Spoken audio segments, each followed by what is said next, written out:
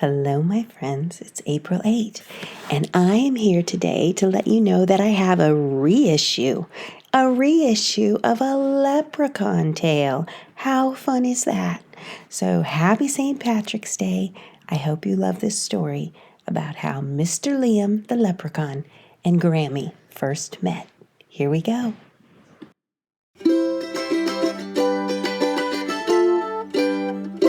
Hello, my friends. This is April 8, and I welcome you to my Songs and Stories podcast. Take a second today to subscribe, and you'll never miss another story. Today's episode is called Birdie and the Unexpected Guest. It's episode 21. Now, I like to start out all of my stories with a special little song that goes like this. Oh, ye time-bound travelers, lay down your cares and rest your bones, and I'll tell you a fairy tale that I have come to know. And now it's time for our story. Episode 21, Birdie and the Unexpected Guest. In a village just below the foothills of the mountains of way over there, where the snowflake fairies nap in drifts that rise to the knees of the humble giants who roam those mountain ranges, there sits a wee cottage on the corner of yesterday and tomorrow. And what a lovely little cottage it is, too, with a thatched roof and snowy eaves, although that snow is just starting to melt and the very first yellow crocuses are peeking up through the very last of what was once tall snowdrifts. It's that time of year, well, almost, when we start to think about leprechauns. Yes, leprechauns. Now, most folks only think about them on St. Patrick's Day. But you do know, don't you, that they are out and about all year round. Why, just the other day, the kids, well, Sage and Sander and Arwen and their Grammy, were just finishing up their breakfast dishes, and Grammy was humming a little tune. When all of a sudden they heard Birdie barking. Bark, bark, bark! Now, Birdie. You do know that Birdie is a dog, right? We explained all about her in that last episode, Sander and the Lost Giant. If you haven't heard that one, well, you can just go ahead and listen to this story today, and then go back and listen to that one another time. But if you're going to listen to that one, well, you might go ahead and go all the way back to the Snowflakes episode, I think it's number 17, because all of the last few episodes weave together. I don't really do that on purpose, but it is just so fun when the stories all connect. And I do like to have fun as often as possible. Like when I write a story that has a dog named Birdie in it, I really like that. It makes me giggle. Now, where were we? Oh, yes, Birdie. And then Birdie barked. Bark, bark, bark! Well, as you can imagine, Birdie barks at all sorts of things. Mostly people walking by the cottage and other dogs and cats. Oh, especially cats. But squirrels and birds and the fairies who tease her because they just love to tickle her nose when she's napping in the warm summer sunshine. They're so naughty. Grammy has heard Birdie bark often enough, and so she doesn't really think very much about it. But then, besides the barking, Grammy and the children heard another sound coming from the living room. Tap, tap, tap. Bark, bark, bark. Tap, tap, tap. Bark, bark, bark. What the heck was going on in there? Arwen and Sander and Sage went running out of the kitchen with Grammy right behind them. Birdie! Birdie was still barking, and Arwen snatched her up to comfort her and stepped back with her siblings. For together, all three of the children just stood there, staring with their mouths open. For there, in Grammy's cozy little living room, stood a tiny old man, dressed in all the colors of the deep forest in summer. A mossy green coat with golden buttons, pine-tinted breeches that laced up with deep brown straps. Oh, and he had on a dapper hat. It was tilted jauntily on the top of wild red hair that poked out in every direction beneath it. He had on fine black shoes with large golden buckles on his tiny feet, and he was, truth be told, smoking a pipe. Bright green eyes flew all around the room, taking it in. And the room? Why, it was shining with the light of rainbows. Rainbows when it wasn't even sunny or rainy. It was just a gloomy March day. The whole room was filled with beautiful colors. They were all coming from this little man. Why, he must be a leprechaun. He was laughing till tears came streaming out of his eyes at Birdie and the children, and he said, "Hoo, hoo, hoo, look at you! There once was a wee dog named Birdie who lived in a cottage most purty. I says, 'Tell me why this birdie can't fly,' and she tells me I'm just being churly. Oh, churly, eh, wee dog? Well, maybe so, maybe so." "Oh, well, I'll be darned if it isn't lucky Mr. Liam come for a visit. How are you, old man?" asked Grammy. 358 years old is not an old man, Beatrix, as you well know." And Sage whispered, "Grammy, what does churly mean?" And Grammy said, "Well, Sage, perhaps Birdie's instincts are a little off today. I couldn't say I'd call this one Lucky Mr. Liam. Surely, I've never known him to be anything but a charming conversationalist." And Sage said, "What's a charming conversationalist, Grammy?" "Oh, it's someone who's fun to talk with, dear." But the leprechaun replied wearily, "Well, Beatrix, you're not trying to capture me and steal my luck. So if I'm polite to you, I'm just returning your civility." "That means kindness, child," he said to Sage. But then, giving Sage, Arwen, and Sander the stink eye, the little leprechaun said, "For children these days are set in leprechaun traps left and right this time of year. Oh, I swear it's never been so dangerous for a leprechaun like me. Oh no, I've had to keep my wits about me and not be tempted by anything." Grammy offered up her most comfortable chair to their small visitor. He really was even smaller than Sage. "Rest a while, Mr. Liam, and do tell us what brought the luck of a leprechaun to our door this fine day." "Well, I was thinking it would be safe to hide here with you, Beatrix, until St. Patty's Day is over. Little did I know you'd have these monsters here," said the leprechaun, wiggling his wild, red, bushy eyebrows up and down with just a hint of a twinkle in his eyes. Sage and Sander and Arwen looked around to see where monsters were hiding in Grammy's living room, and it took them a minute to realize that the leprechaun was actually talking about them.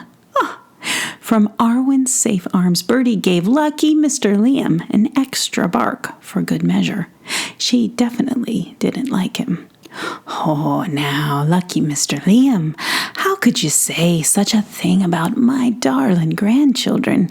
I'm the luckiest Grammy in the world. These children will do you no harm, will you, children?" The kids all shook their heads. "No, of course not."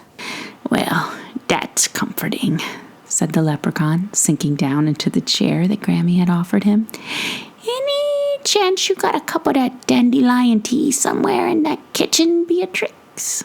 Well, Grammy went back into the kitchen, and she put the kettle on for the leprechaun. Why do children try to catch leprechauns, sir?" asked Sander. "Sir? Well, isn't that fine? You kids really don't know why folks try catching us? Come here to me, will ya, and I'll tell ya. A ting or two about us leprechauns." The three children sat themselves down on Grammy's comfy couch, and Birdie crawled up into Arwen's lap. Grammy came back in and sat in her rocking chair by the fire. And over the sound of Grammy's knitting needles clicking away, click, click, click, click, click, the leprechaun told a tale. "Why would you catch a leprechaun? Oh, they're just wee men in green trousers, no? It's magic we have. Could be good or bad, but everyone wants a pot of gold. Now, ye wee ones, where do I start? The why is always a good place to start, isn't it? My magic, that's what they're after. For if you catch us, you get 3 wishes. 3 wishes. Imagine all the things you could get with 3 wishes. That's what folks are always after. To catch a leprechaun is a lucky old thing to do, if you can do it. And most can't. For one thing, it seems as folks get older, their sense of magic wears off of them. What with all them going to work and paying the bills, adults, it seems, they just get tired, and all they see is what's right in front of them. It's sad, but it's true, children. Sad but true. But children, well, they know all sorts of magic their adults have forgotten, and so they are the ones that set the traps. And the traps they set. "Traps?" said Sage. That sounds scary. What kind of traps?" The kettle gave a whistle, and Grammy trundled into the kitchen, coming back with a cup of tea for Mr. Liam. He smiled his thanks up at her, and he took a sip, and he said, "Oh, dear one, I'm almost never been caught. Not me. I'm a leprechaun, for Pete's sake. We're not in the business of getting captured by we humans. But let me see.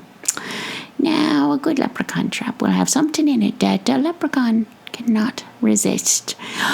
For a leprechaun trap to be tricky, you might think to add something sticky. Perhaps a wee treat. Candy's nice and sweet. But to think you can catch us? You're daffy. But we do thank you very kindly for being so given with those snacks." Birdie didn't like that the leprechaun was teasing her children, and she gave him a warning growl from Arwen's safe arms. That just made the leprechaun laugh. Now, each of us leprechauns, we do have our own preferences, of course, of things we particularly like, just like anyone does. Of course, I won't be telling you mine. That'd be pure folly. But some of my friends, well, they can't resist a nice old piece of gold. We like gold. We like gold very much. A gold buckle on a shoe? Well, I'm wearing these. I stole these buckles right out from under a licorice whip from a big leprechaun trap that had a long carpet of duct tape. As if I could get stuck on duct tape carpet. Well, all right, that did happen once, but now I can smell duct tape from a mile away. That'll never happen again. "What happens when you get caught?" asked Arwen, her eyes wide with curiosity. "Well, it's the wishes, like I told you, innit? Well, so that's the thing of it. I don't like to give out those wishes, do I? No, if I did, I'd never get a moment of rest for the rest of my days, not just on St. Paddy's. People clamoring away for wishes. Can you imagine? And so, here's what might happen. Say I get caught. Well, say a boy wishes for a horse as one of his 3 wishes. Well, sure, I give him a horse, not a problem. But that horse will never take a rider on his back all the livelong day. See how it works? The boy, he'll have the horse and he'll just have to take care of it, but he'll never get to ride it.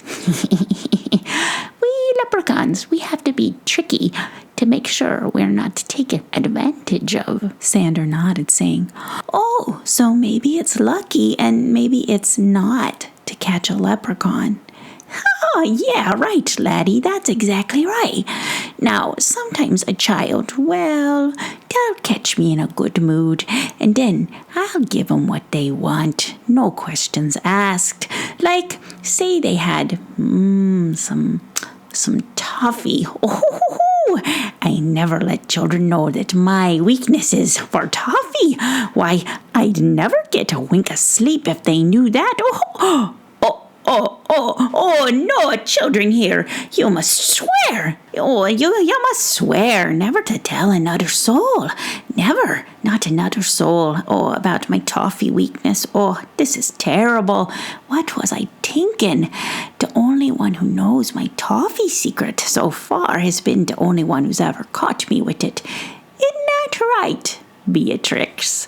The children said, Grammy, you caught Mr. Liam? And they all looked astonished.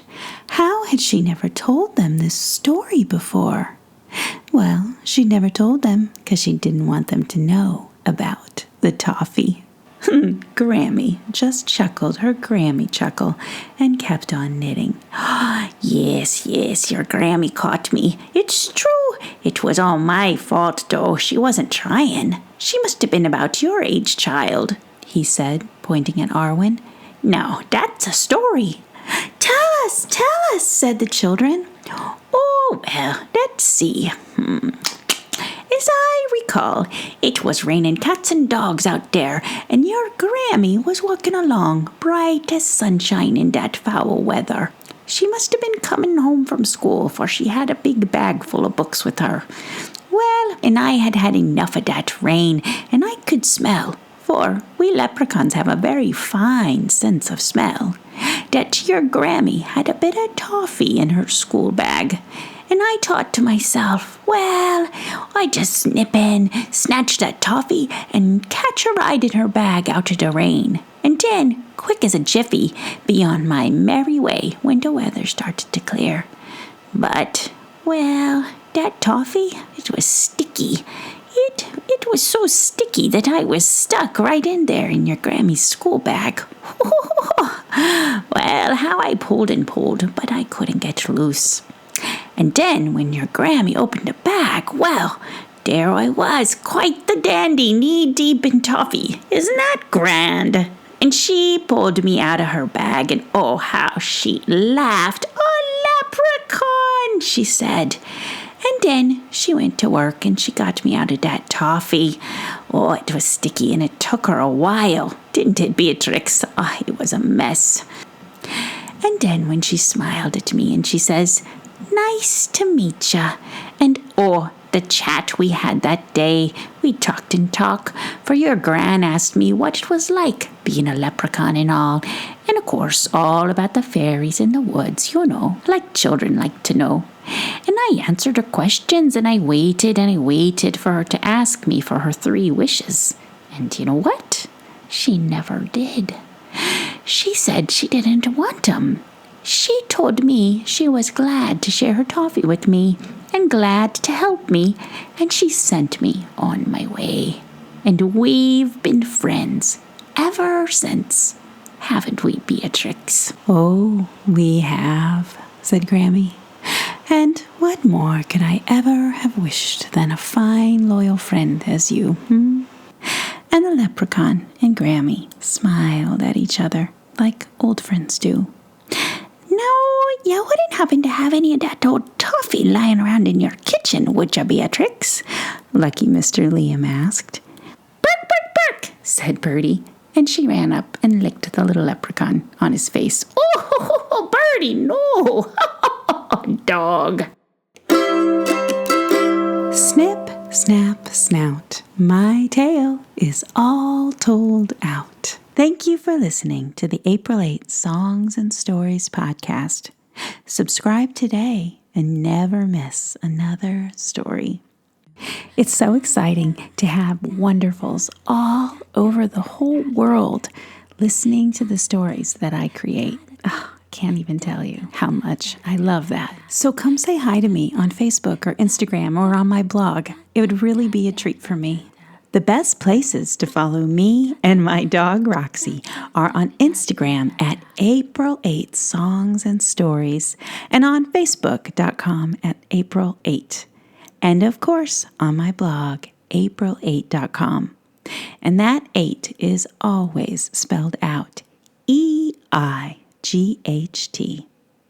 And if you and your children are enjoying these tales, please share the April 8 Songs and Stories podcast with your friends and family and take a minute to write a review to help other parents find these stories for their own children.